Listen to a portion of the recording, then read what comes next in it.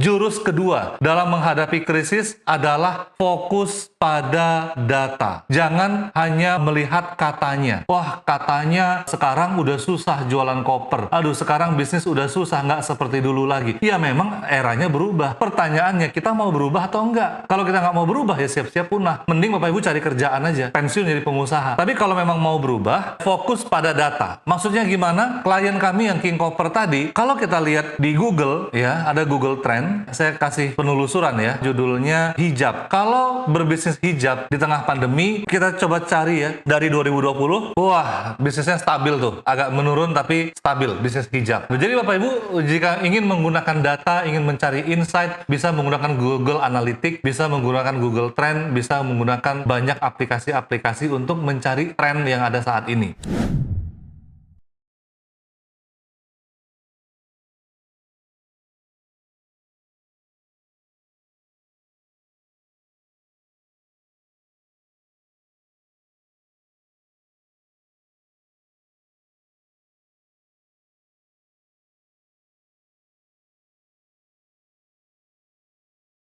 Contohnya, ketika pandemi berlangsung, banyak yang mengatakan, Coach, bisnis hand sanitizer yang bagus. Itu tinggi sekali ya, hand sanitizer di awal Januari 2020. Tapi kemudian langsung turun dan nggak terjadi apa-apa. Warna kuning itu masker, warna biru itu hijab, dan warna merah adalah pembersih tangan. Di situ kita lihat masker lagi tinggi-tingginya di tengah pandemi kemarin. Nah, tapi kalau kita masukkan kata kunci koper, apa yang terjadi Bapak Ibu? Koper nggak ada yang minati, Coach. Tuh, Coach. Ya, tapi kalau kita masukkan kata kunci jalan-jalan, oke, di saat pandemi awal-awal turun, tapi kemudian naik lagi. Bahkan bisnisnya sangat stabil. Bapak Ibu bisa lihat di sini, grafiknya tinggi sekali. Jauh melebihi hijab, jauh melebihi hand sanitizer atau masker. Meskipun grafiknya itu naik turun, tapi cenderung stabil. Nah, inilah yang terjadi oleh klien kami, King Copper, keluar dari Blok M, jualan di marketplace, omsetnya naik dari 300 juta sampai ke 1,5 miliar. Bukan karena dia yang hebat jualan, bukan karena juga saya yang hebat membantu beliau, bukan. Tapi karena beliau melihat peluang. Ternyata permintaan koper itu tinggi di saat pandemi. Justru sebagian orang pesimis. Biasanya orang akan cenderung jualan makanan, jualan herbal. Inilah yang menjadi landasan bagi Bapak Ibu ketika mau berbisnis. Jadi bukan berdasarkan katanya, tapi berdasarkan faktanya.